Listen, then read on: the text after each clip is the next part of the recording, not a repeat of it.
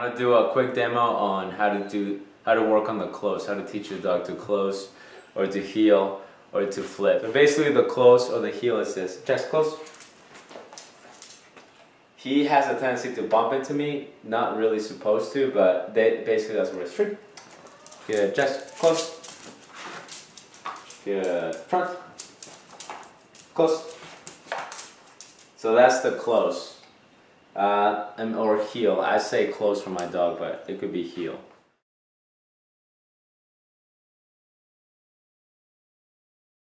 I found this to be the most effective way to do it.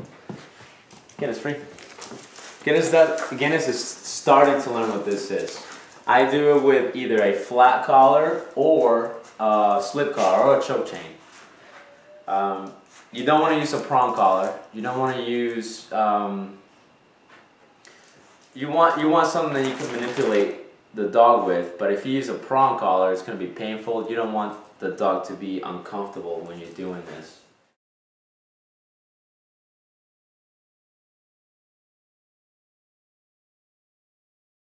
What you're going to do is you're going to roll the collar nice and high. Okay, you want it right behind the ears. Usually you want it to be right behind the ears because you're going to get the most control out of the dog. Start with the dog either facing in that direction or in this direction, but you don't want you and the dog to be facing the same direction because it's not going to work. Dog's facing that way. So the collar is nice and high. My hand is going to be over here.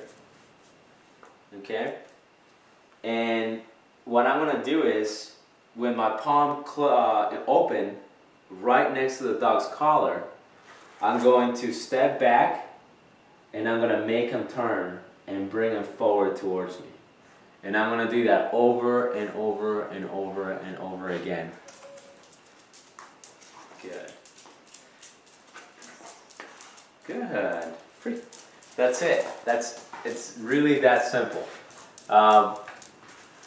The way you're going to achieve this is through a lot of practice. When I teach a dog to do this, I do repetitions upon repetitions upon repetitions. I will do like 3, ideally you want to do about 2 to 3 sessions per day. And each session you should do about 20 of these per session. If you can only do 1 session a day, then just do 1 session a day. Don't cram them out, don't do 60 repetitions in that 1 session. This is the same thing between 15 to 20. But basically, how we're teaching the dog to do this is we're going to teach him to anticipate our move. So the first couple of sessions, not the first couple of repetitions, but the first couple of sessions, maybe the first day or the first couple of days, I'm not going to say anything. And then after that, I'm going to start saying heel or close. And then what we're going to do is we're going to say heel and then do that move immediately, and we're going to do that over and over. So we're going to say heel, move, heel, move, heel, move. Right? You're going to do that. What you're going to teach the dog is you're going to teach the dog to anticipate your moves. So basically the dog is going to learn, oh, he's saying heel, I know what that means. Let me just do it for him so he doesn't have to do it for me. And then the dog anticipates, okay, he said heel, I know what that means, so I'm going to get right into it.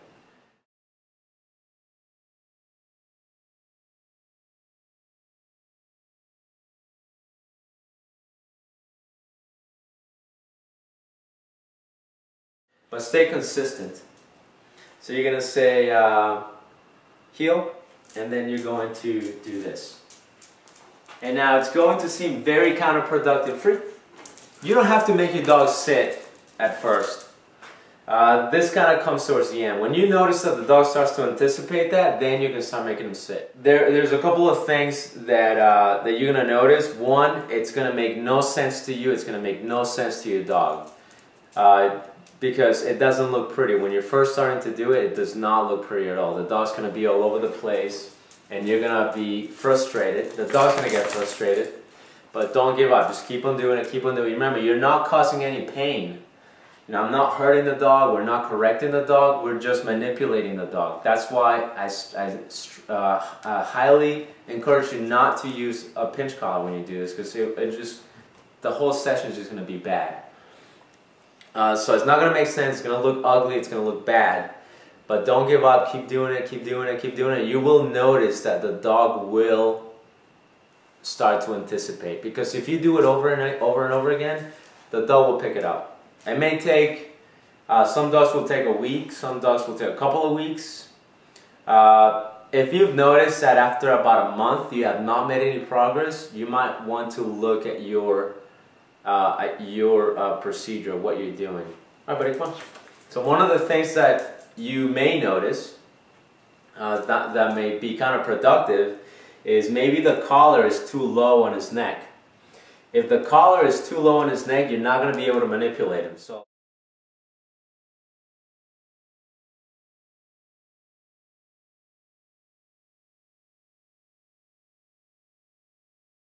if you notice that your dog is too clumsy, make sure that you do the circle very nice and wide so you can make him kind of walk around. Okay, if you have a dog that's kind of quick on his feet like him, you don't have to go as wide. And here's what I want to illustrate here. So this, heel. So I didn't go very wide there with him. It was just kind of a straight line back and a straight line forward. Now, if you have one of these clumsy dogs, you want to go a little bit wide like this. So instead of making a straight line, you're going to do this.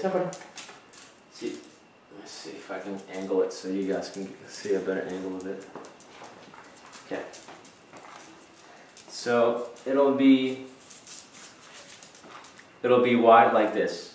You're going to go out a little bit farther out. Oh.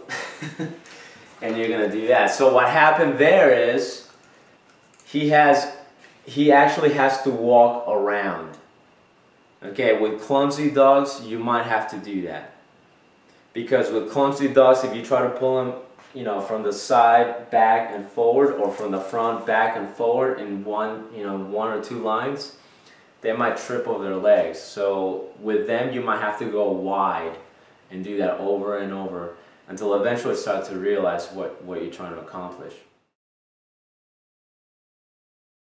You don't have to use treats. You know, and there's nothing wrong with that. There's absolutely nothing wrong with that. I don't always use treats when I use this technique right here. What I do is I will do this training session right before feeding time. So I'll do this over and over, and then when they get it right, I'll tell them, yeah, buddy, good boy, or I'll click, and then I'll give them their food, and that's how they get rewarded. From time to time, I will use treats, but again, I'm a dog trainer, so I have time to do this.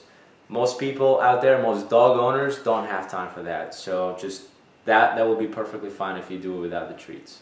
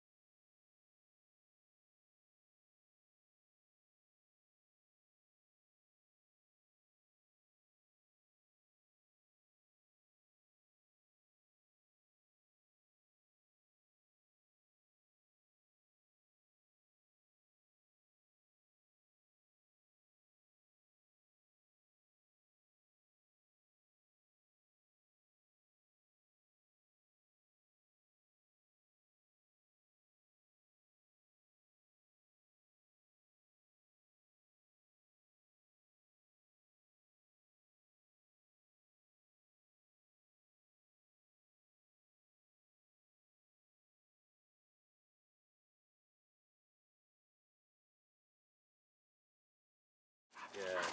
Get this heel. Good. Heel. Free. Good job. Good. Free. Free. Get this, come. Heel. Good.